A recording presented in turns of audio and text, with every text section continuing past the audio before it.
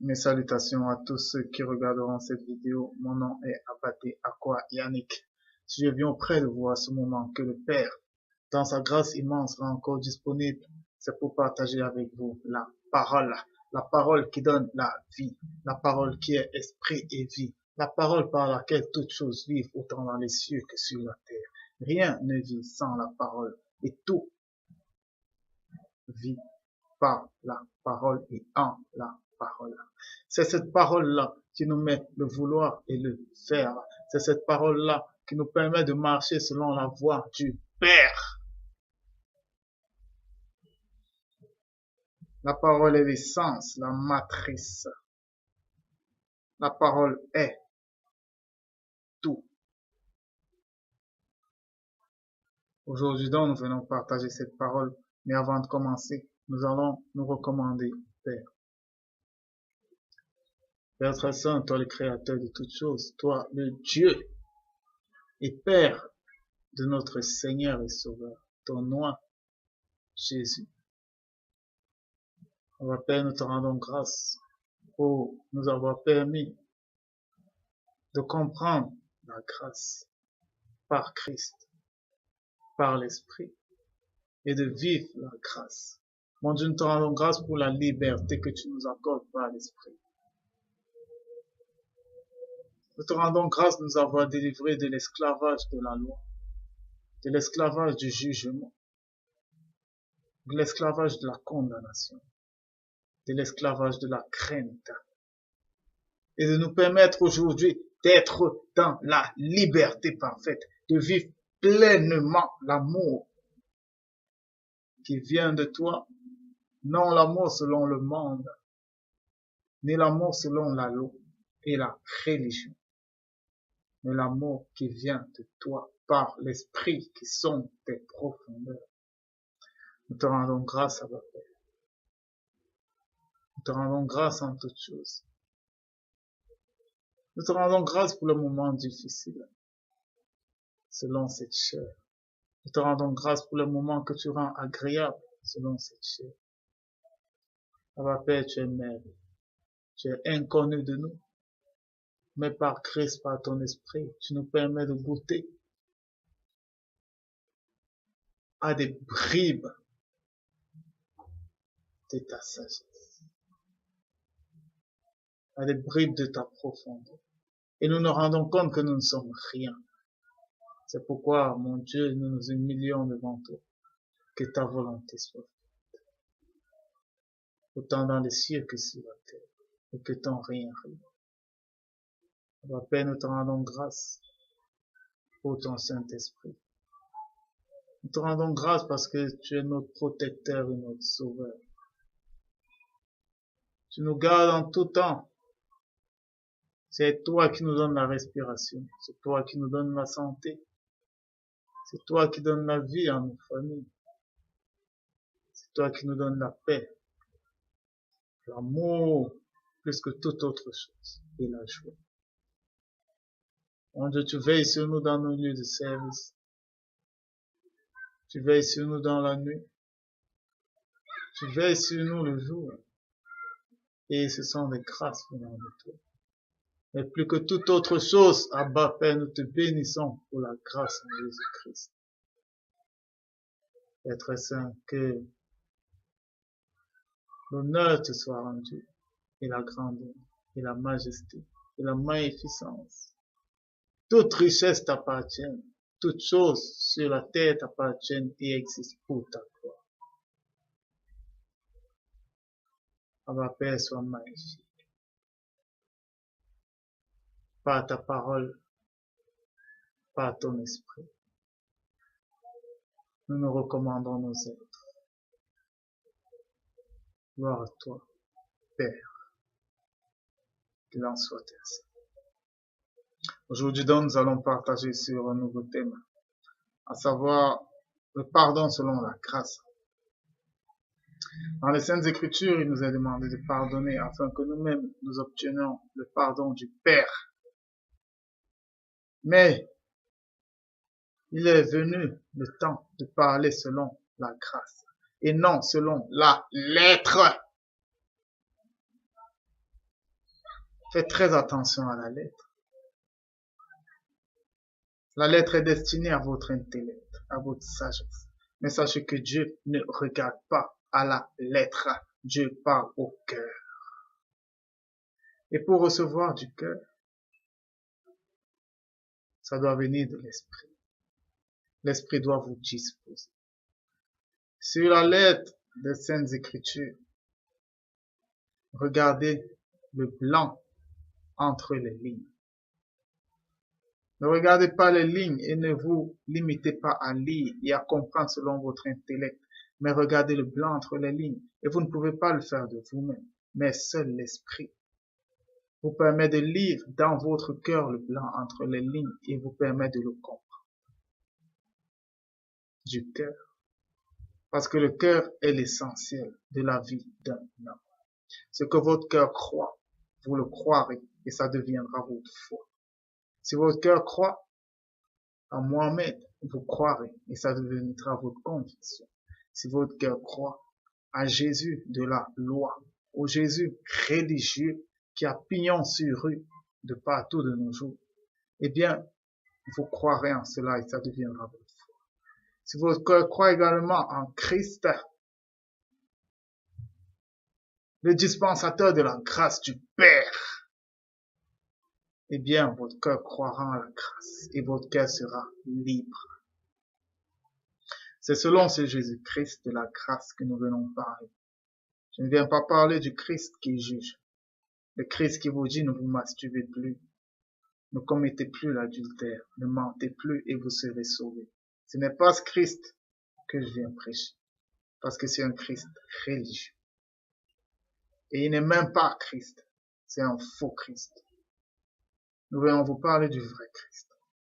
Le Christ qui vous libère de la crainte et de la peur et de la servitude de la loi, qui vous ôte le péché en tant qu'agneau de Dieu pour vous permettre de vivre par la grâce dans l'esprit.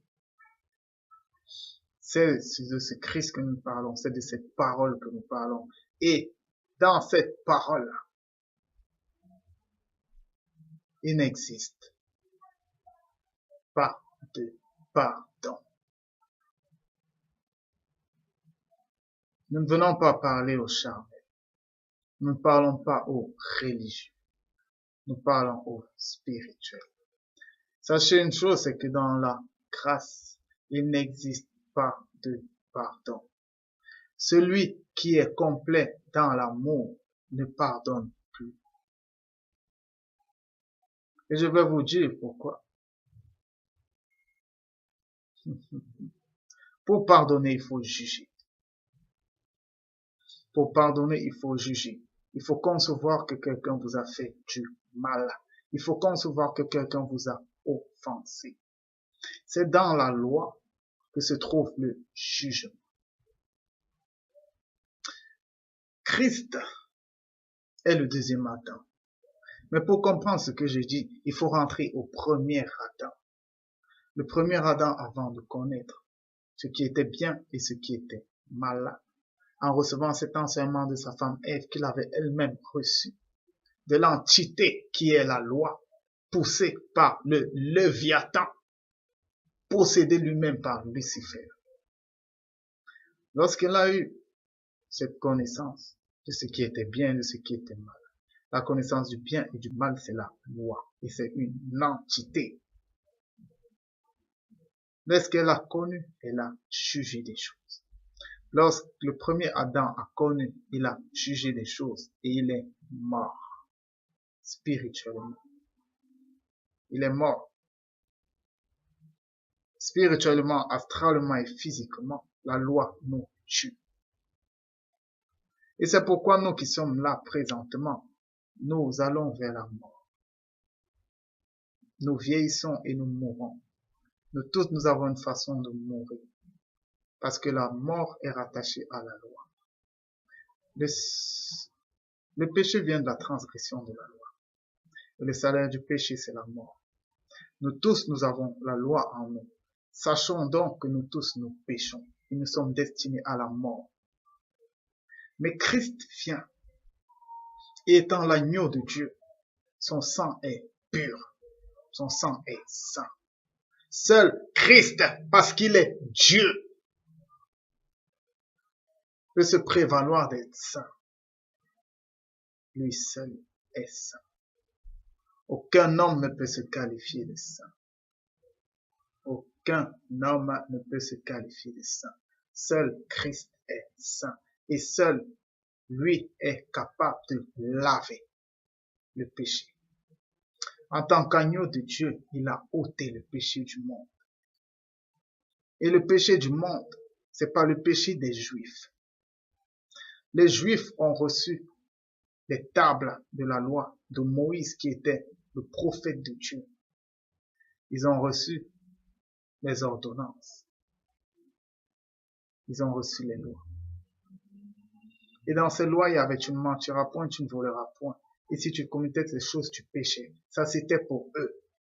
Moïse n'est jamais venu au Cameroun pour vous donner des lois. Moïse n'est jamais venu à Paris, en France, pour vous donner des lois. Il n'est jamais allé aux États-Unis pour donner des lois aux païens. Sachez donc que votre péché ne se trouve pas dans ces lois. Votre péché remonte au père de tous les hommes, Adam. Lorsqu'il a connu ce qui était bien et mal, il s'est éloigné de Dieu. Le péché, c'est la loi. Parce que c'est dans la loi que se trouve le péché. Il faut qu'il y ait transgression de cette loi pour que vous péchiez. Étant donné que l'homme, faible comme il est, ne peut que transgresser cette loi, alors il est pécheur. Christ vient donc, il nous ôte le péché. Et comment il fait pour ôter le péché? Il déchire les lois qui nous condamnent. Ça veut dire qu'il monte au-delà même. Il monte à la racine des choses.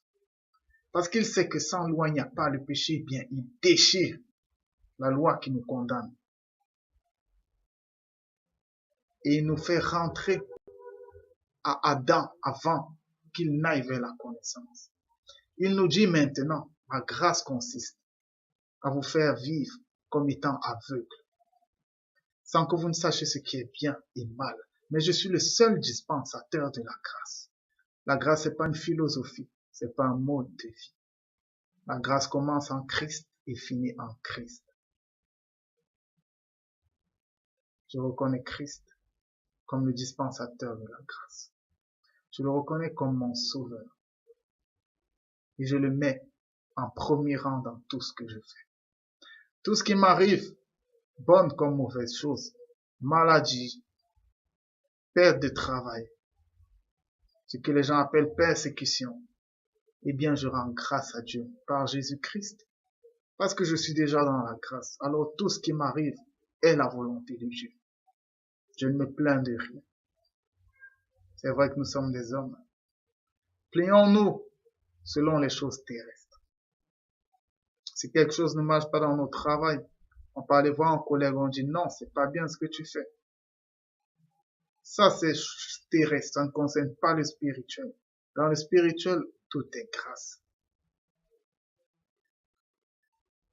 Maintenant, ce que je veux dire, c'est dans la grâce, le pardon n'existe pas.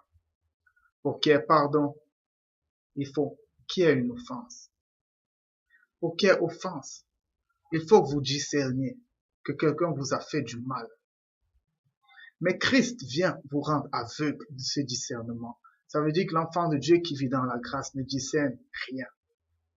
Il ne connaît plus ce qui est bien, il ne connaît pas ce qui est mal. Il se contente de vivre en écoutant son cœur. Parce que c'est Dieu qui nous donne le vouloir et le faire. Il écoute son cœur. Sans offense, il n'y a pas de pardon. Je vous amène au niveau de la grâce. Lorsqu'on vous parle de pardon, c'est religieux. Et c'est parce que cette grâce n'est pas donnée à tout le monde. Moi également, dans le passé, je vous ai parlé religieusement. Aujourd'hui, je vous parle selon la grâce, pour vous faire comprendre qu'il y a deux voies. Et tout le monde vous parlera selon ces deux voies. Mais pour comprendre la grâce est spirituelle. Sachez donc que dans la grâce, il n'y a pas de pardon.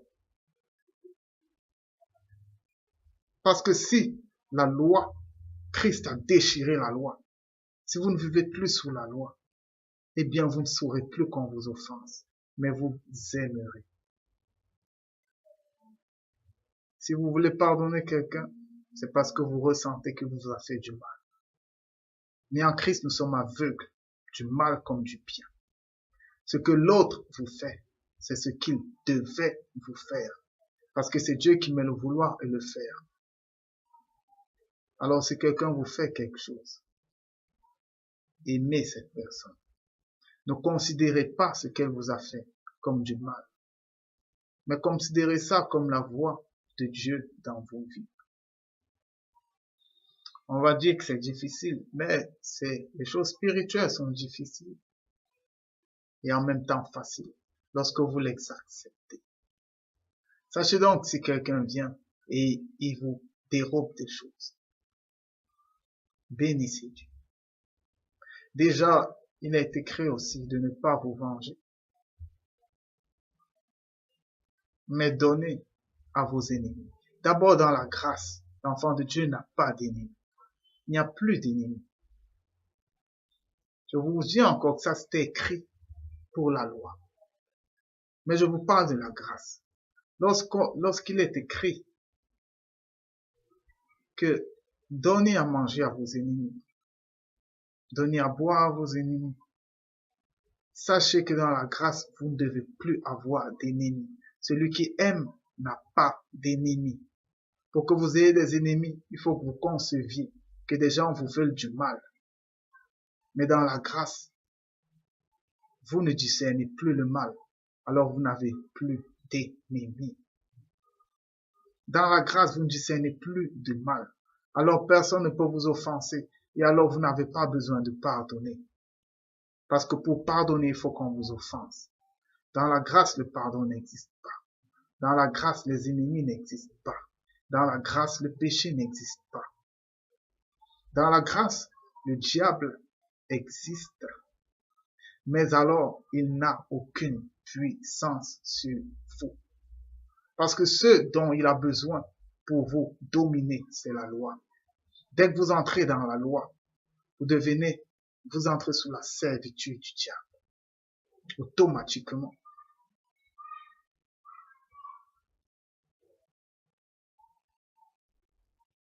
La grâce, elle est belle. Elle est immense. Lorsque vous entrez dans la grâce, vous devenez comme un petit enfant et vous pleurez tous les jours.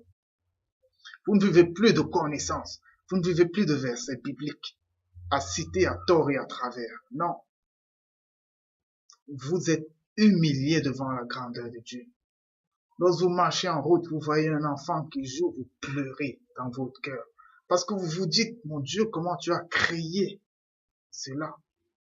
Regarde comment tu suscites des pensées aux hommes, à un enfant, ta création, les nuages, le vent, les battements de mon cœur, les pensées que j'ai. Tu es grand.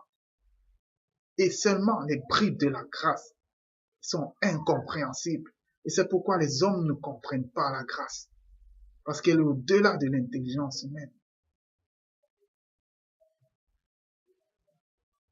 Au-delà. L'amour pardonne tout.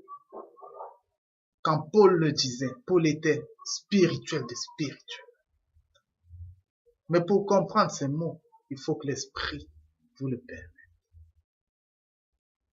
Quel homme religieux, s'il en existe, qu'il monte le doigt et qu'il soit vrai, quel religieux peut tout pardonner?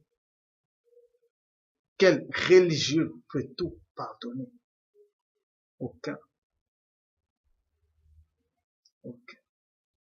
Si Paul disait l'amour pardonne tout dans 1 Corinthiens 13, c'est pour dire que en fait dans l'amour, il n'y a même plus de notion de pardon.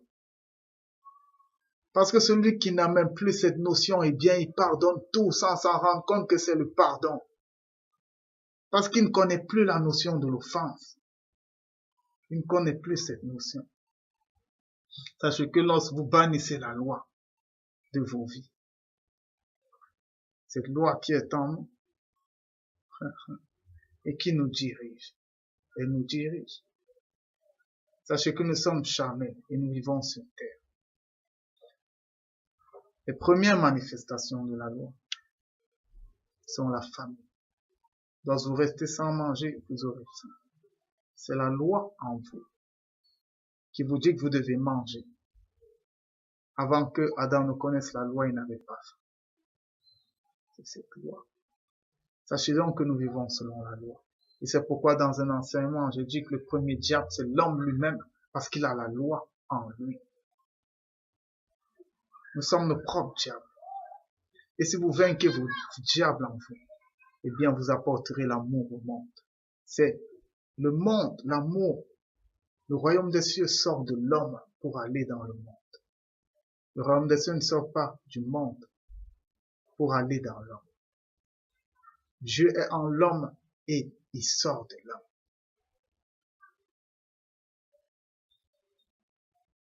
Cette loi nous fait en sorte de juger et nous permet de nous croire meilleurs. Cette loi élude nos mauvaises actions. Je vais vous parler de quelque chose que la loi fait et qui nous amène à juger, à condamner et à remettre la notion de pardon. Vous savez, un homme qui a une mauvaise haleine, eh bien, lorsqu'il va humer sa bouche, il ne sentira pas une mauvaise haleine. Mais celui qui est à côté de lui la ressentira. En fait, l'homme accepte ce qui vient de lui-même. Mais il n'acceptera jamais ce qui vient de l'autre, de désagréable. Lorsque vous avez des indispositions, les mauvaises odeurs que vous avez, vous les accepterez. Mais les autres ne les accepteront pas. Et si quelqu'un à côté de vous a des mauvaises odeurs, vous ne l'accepterez pas. Parce que nous avons la loi. Et c'est une loi qui nous pousse à l'égoïsme. À l'égoïsme. Mais, si vous avez compris la grâce, si vous comprenez la grâce, cette grâce vous apprendra à vivre dans la liberté. Mais à garder en vous que vous avez cette loi.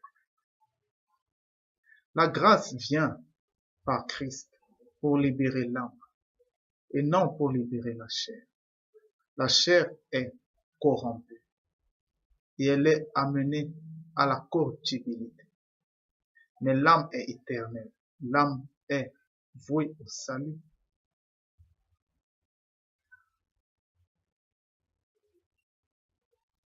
Le combat, le véritable combat, n'est pas selon la chair. Je l'ai dit une fois, la chair n'a rien de mauvais.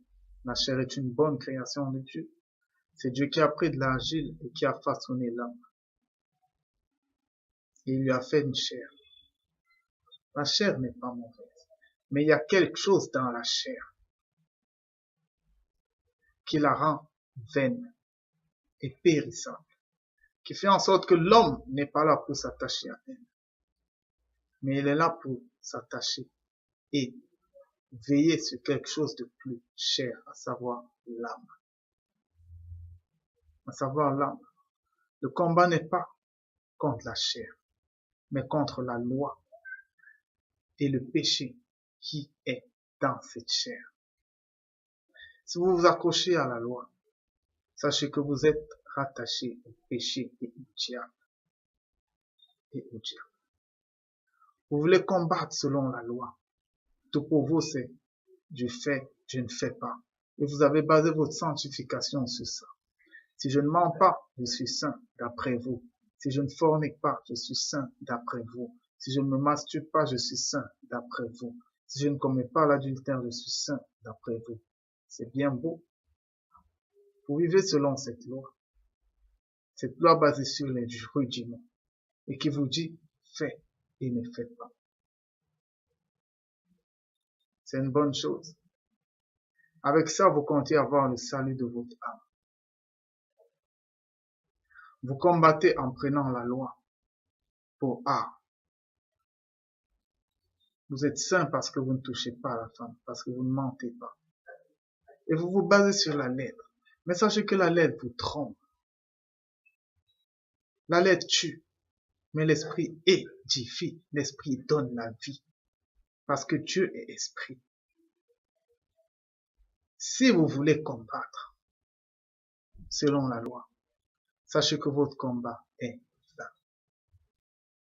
Et je vais vous donner un défi aujourd'hui pour me montrer à moi, qui suis dans la grâce, que votre combat, votre sanctification est vraie.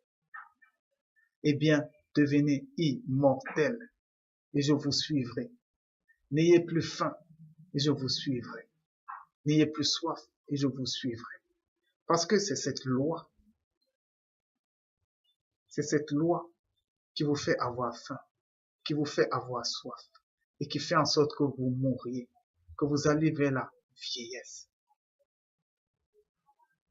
Vous allez vers la vieillesse. C'est cette loi.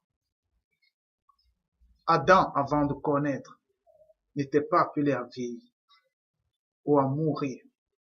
Mais c'est lorsqu'il a connu la loi que la loi lui a imposé cela, la vieillesse, la mort. De nos jours, vous prenez cette loi et vous combattez avec elle. Vous dites, bon, je ne vais pas commettre l'adultère. Je ne vais faire pour être saint. C'est bien. Vous dites que vous êtes dans le bien. Mais combattez également ce côté de la loi et je saurai que vous êtes dans le vrai.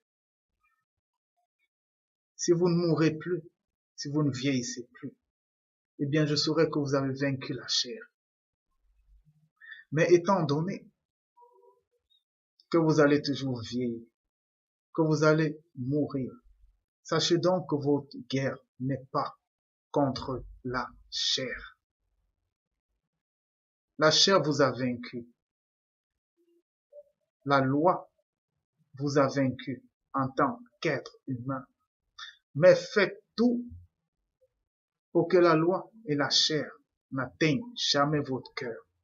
Parce que si la loi atteint votre cœur, eh bien, votre âme est soumise à cette loi et est sous la servitude de la loi. Le combat est unique. Veillez sur votre cœur. Veillez sur votre cœur. Ne regardez pas la chair. Ne vous dites pas que vous êtes venu combattre la chair, c'est un combat vain. Cette chair, vous avez besoin d'elle. Et cette chair vous imposera toujours ses lois. Votre combat n'est pas contre la chair. Votre combat n'est pas contre le sang. Votre combat est de veiller sur votre cœur. Ne permettez pas que la loi, que la connaissance du bien et du mal entre dans votre cœur. Mais vivez selon votre chair. Dans ce monde, vous avez besoin de vivre selon votre chair. Vous avez besoin de faire du sport. Vous avez besoin de manger. Vous avez besoin de boire de l'eau.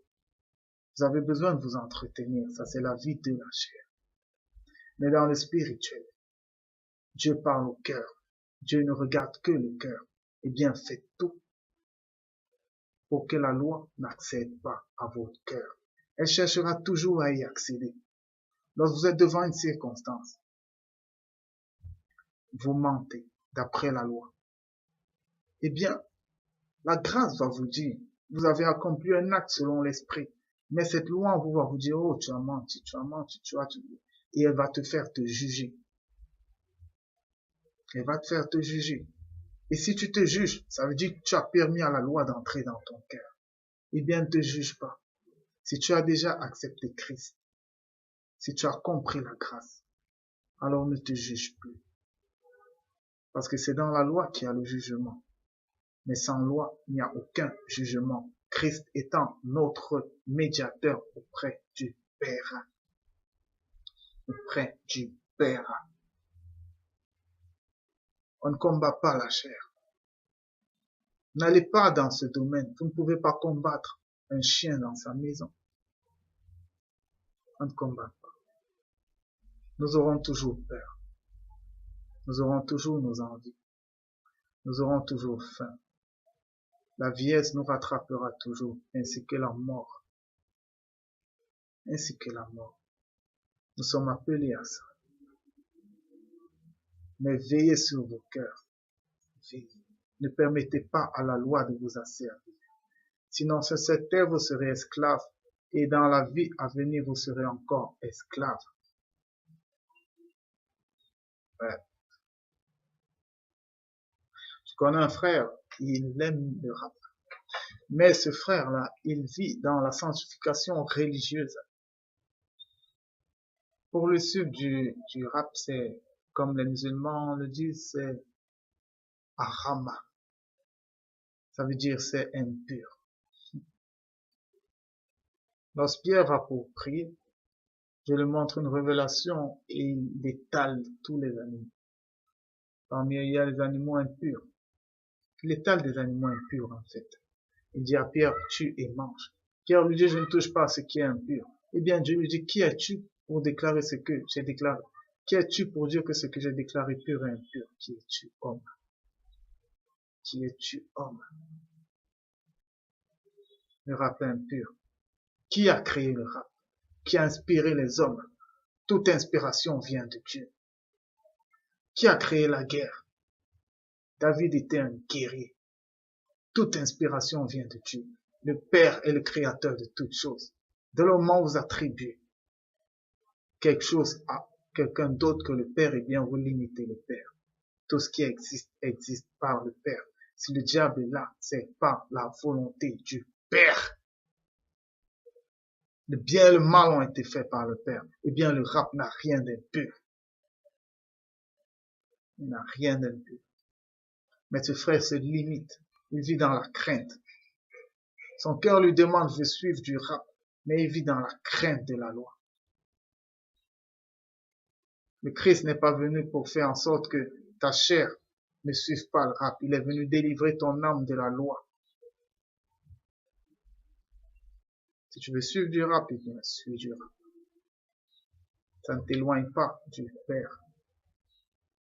Ça ne t'éloigne pas de Dieu. Moi, je me suis du zouk. Ah, de la bonne musique, de la musique douce, surtout dans la nuit. Après une journée de travail harassante, tu mets du zouk, romantique, amour, et tu secoues la tête. Et tu te sens bien. Tu te sens bien parce que ce sont des jouissances que Dieu nous a données sur cette terre. Il a donné la sagesse aux hommes pour être inspirés, créer de bonne musique, du zouk, du R&B, des slow. Eh bien, on les suit.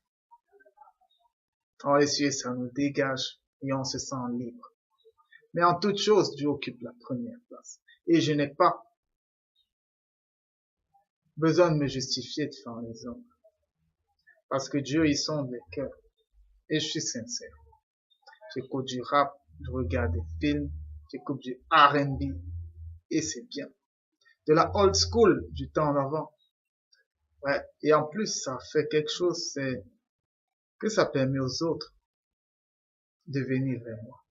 Parce que vous qui vivez selon la sanctification religieuse, vous faites fuir les gens. Jésus buvait et mangeait avec les gens afin que les gens soient proches et afin qu'ils puissent leur parler de la grâce. Vous vous faites fuir les gens parce que vous les jugez. Vous vous croyez mieux que les gens. Mais si quelqu'un vient et tu vas suivre de la musique, du rap, de la soul, eh bien, il va s'approcher, il va dire, gars, tu as connu ces choses-là, mais toi-même là, et vous allez commencer à parler, lorsque Dieu voudra que tu lui parles de la grâce, il disposera le temps et tu le feras.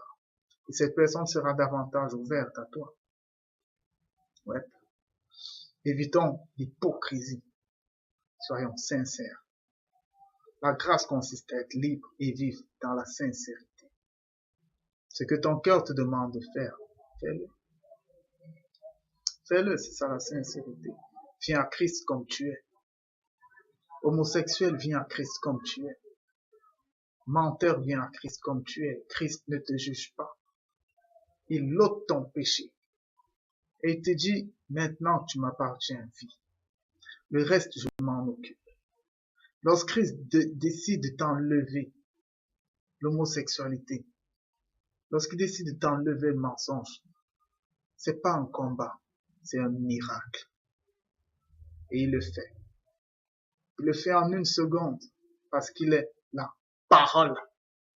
Arrêtez donc de religiosiser les choses, de dire aux gens, faites des efforts. Vous allez faire des efforts, ce sera vain. Parce que ça ne viendra pas de Dieu, ça viendra de vous. Et vous serez hypocrite. Votre cœur veut suivre du rap, mais vous l'en empêchez, parce que vous êtes dans la crainte. Vous serez hypocrite. Vous êtes une fille chrétienne, vous prêchez la sanctification, et elle-même vous vous voilez.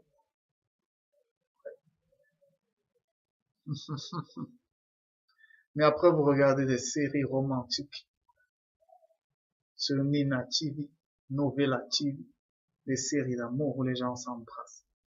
Votre cœur vous dit, c'est toi là-bas. Mais toi, tu te vois, tu es hypocrite parce que tu suis la loi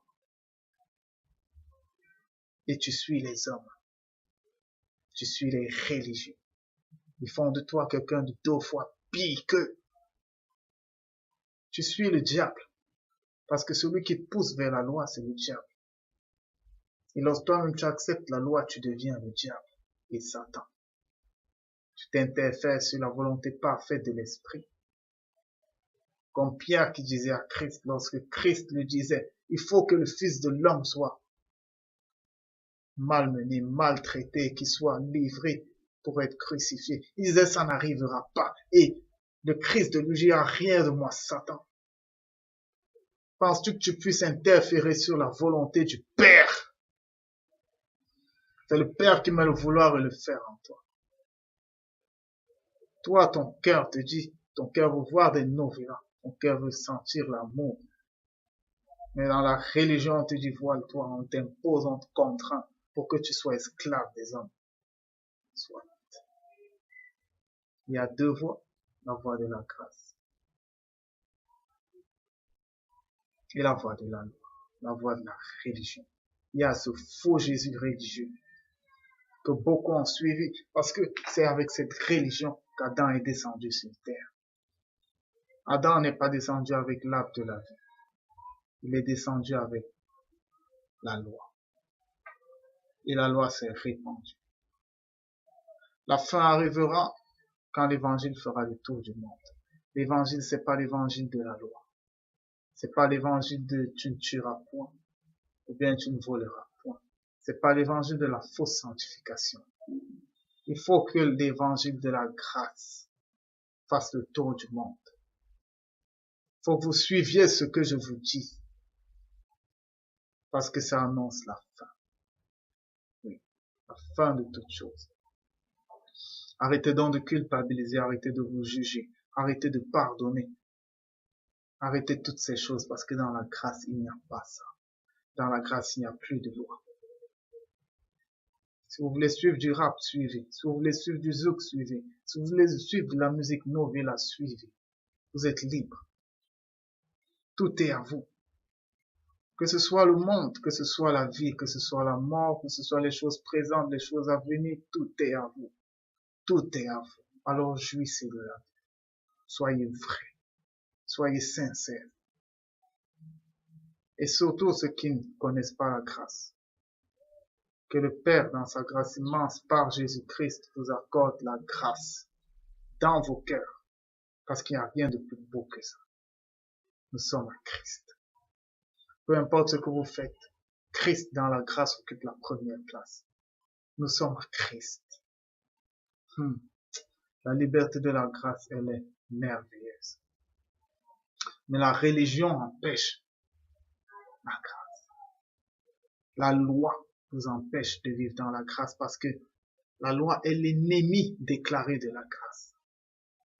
La loi qui vous donne l'intelligence, qui vous donne le savoir. Vous savez qu'en priant, vous serez exaucé. Vous savez qu'en jeûnant, vous serez exaucé.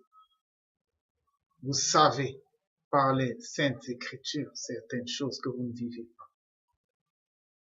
Vous savez les choses. Mais dans la grâce, on ne sait rien. Dans la grâce, on ne sait rien. Ouais.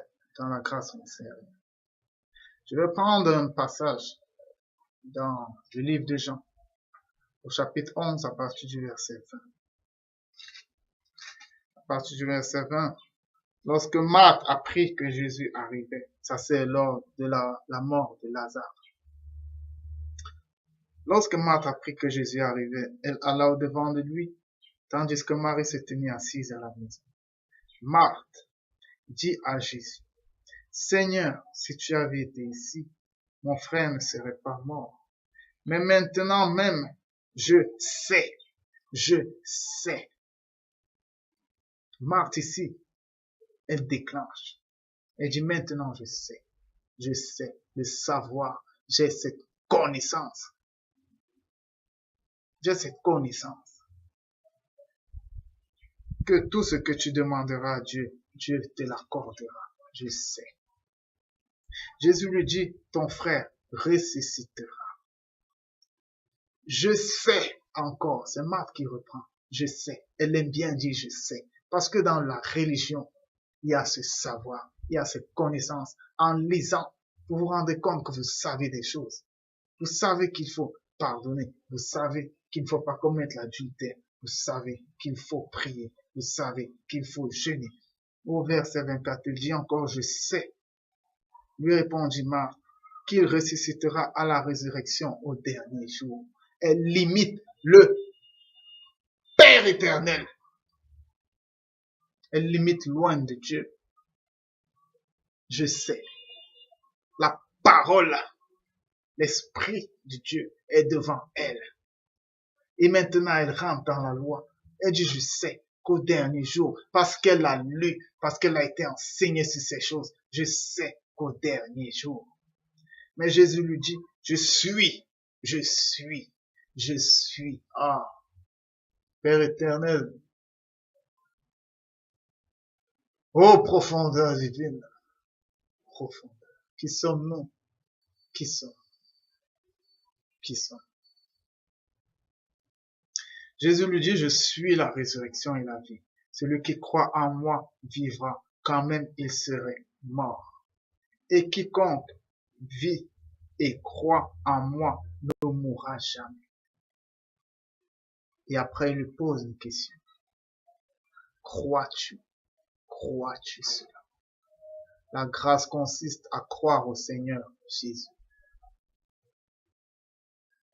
à le confesser comme Seigneur et Sauveur. C'est pourquoi celui qui croira sera sauvé. Et on croit du cœur, on confesse de la bouche. Il n'y a rien d'autre. Si vous avez cru en la grâce, si vous avez cru que Christ est l'agneau de Dieu qui a déchiré la loi et qui vous permet de vivre selon la liberté du cœur par l'esprit, c'est tout. Vous n'avez pas besoin de savoir des choses. Vous n'avez pas besoin. À chaque fois que vous prenez des versets bibliques, vous les rabâchez. Vous êtes en train de faire ce que Marthe a fait. Ça veut dire monter à Christ, que vous savez des choses. Christ est le savoir. Dès le moment où vous le confessez, quand il vous pose cette question, crois-tu? Je crois, c'est tout. Et c'est là où Marthe revient du religieux pour le spirituel. Quand Christ lui dit, crois-tu cela? Elle lui dit, oui Seigneur, je crois que tu es le Christ, le Fils de Dieu, qui devait venir dans le monde. Oui.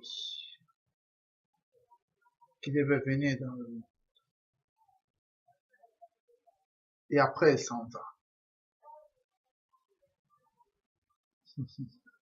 Le savoir religieux. Il est néfaste. Mais je vais vous parler de Marie maintenant. Marie a toujours été la spirituelle. Mais Marthe a toujours été la religieuse. C'est pourquoi il y a une allégorie entre Marthe et Marie. Dans un autre passage, après la résurrection de Lazare, Jésus arrive dans cette maison. Eh bien, Marthe s'attelle aux tâches. Et après, elle dit à Jésus, mais Dieu a dit à Marie, travaille aussi. Depuis là, et Jésus lui dit, elle a choisi la bonne part. Dans le spirituel, on s'assoit et on écoute. Point barre. On n'est pas là pour savoir. On n'est pas là pour faire des choses. On n'est pas là pour accomplir des œuvres. Non. Dès que vous croyez en Christ, c'est fini. Lorsque vous croyez pas en Christ religieux, mais lorsque vous acceptez la grâce dans vos cœurs, c'est fini. Tout est fini. Tout est accompli. Tout est accompli.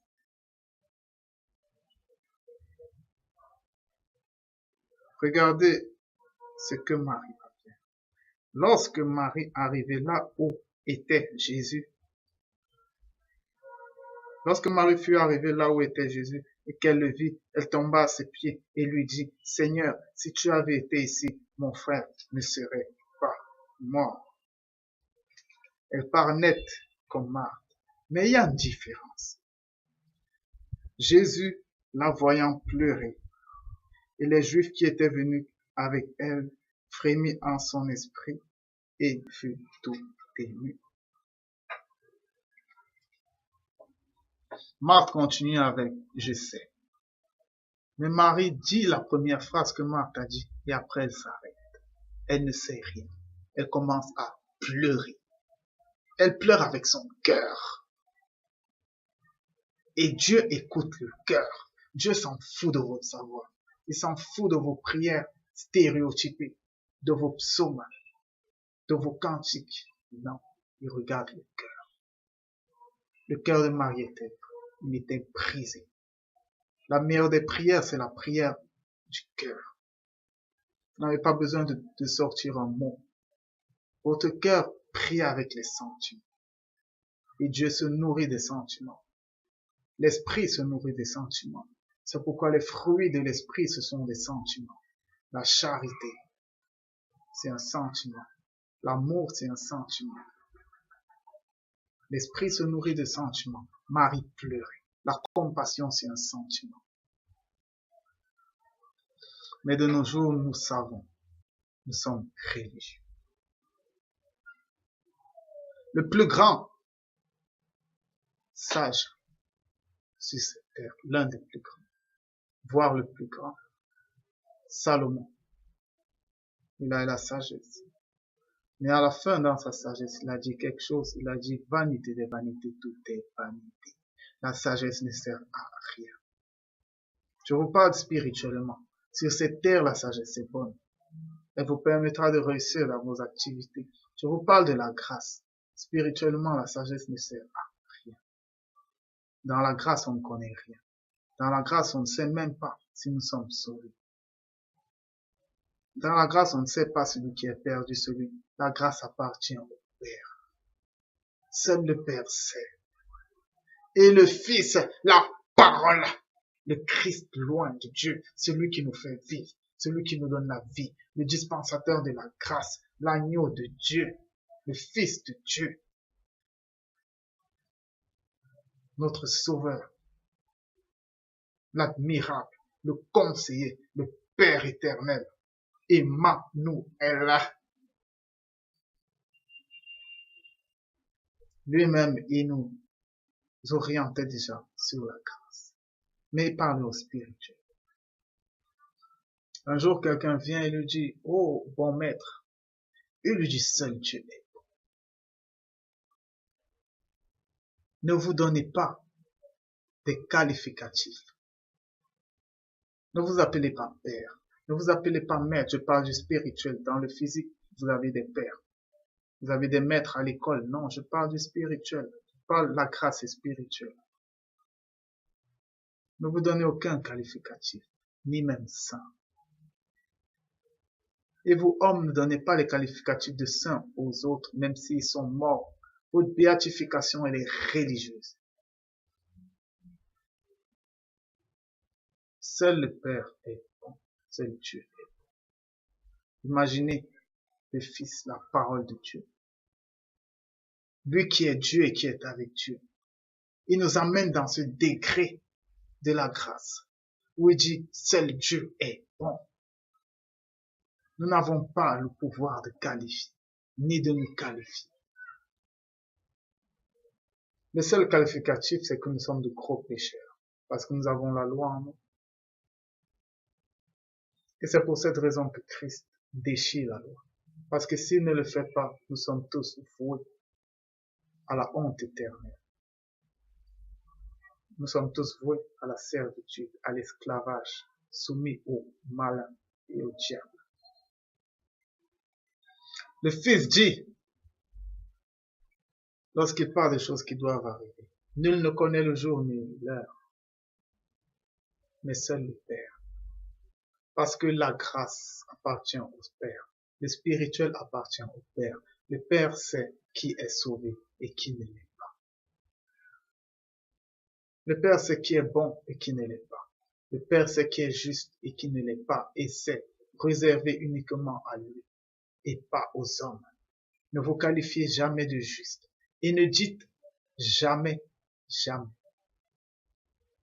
On dit jamais dans la grâce. Je ne ferai jamais telle chose. Je ne serai jamais adultère. Je ne mentirai jamais. On dit jamais.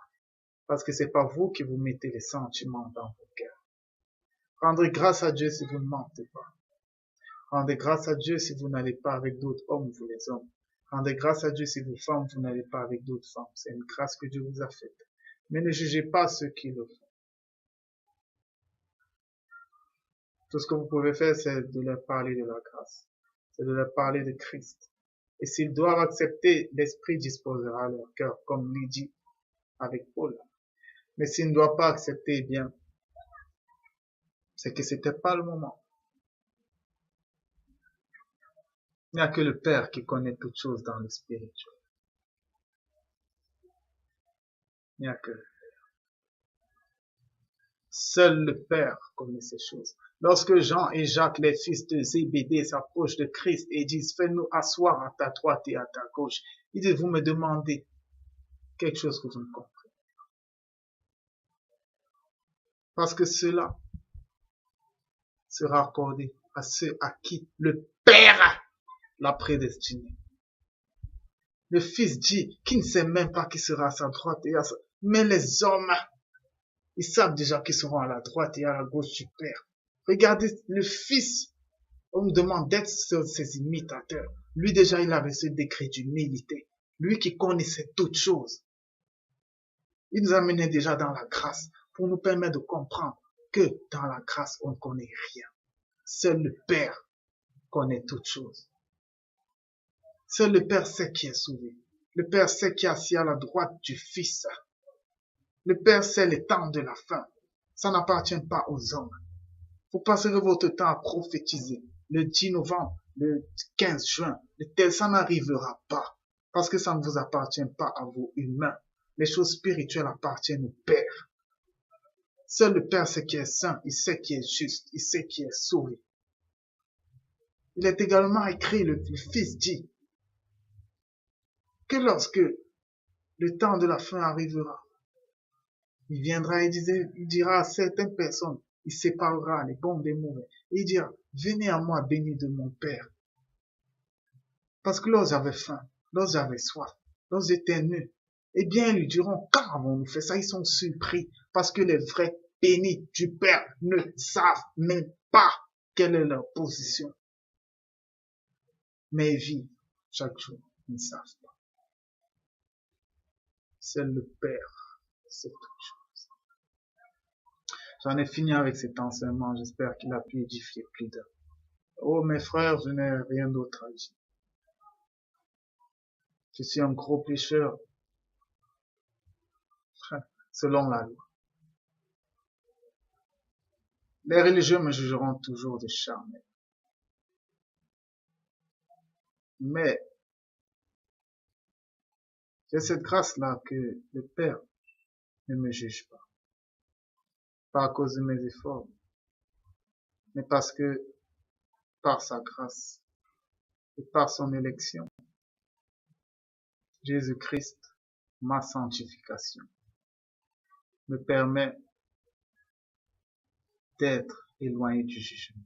C'est pas par ma force, mais uniquement par Christ. Christ il est inqualifiable, loin de Dieu. La parole de Dieu est inqualifiable, elle brise les rangs faibles. Et cette faiblesse, elle est belle. La douleur est belle. Aimer, c'est souffrir. Arrêtons de mettre la notion de pardon, parce que dans la grâce, on pardonne. Dans la grâce, on aime. Et la souffrance de la grâce, elle est belle. Embrassons la souffrance. Il n'y a pas d'offense. Veillons sur nos cœurs. C'est beau la grâce. C'est beau. Soyez bénis, Shalom.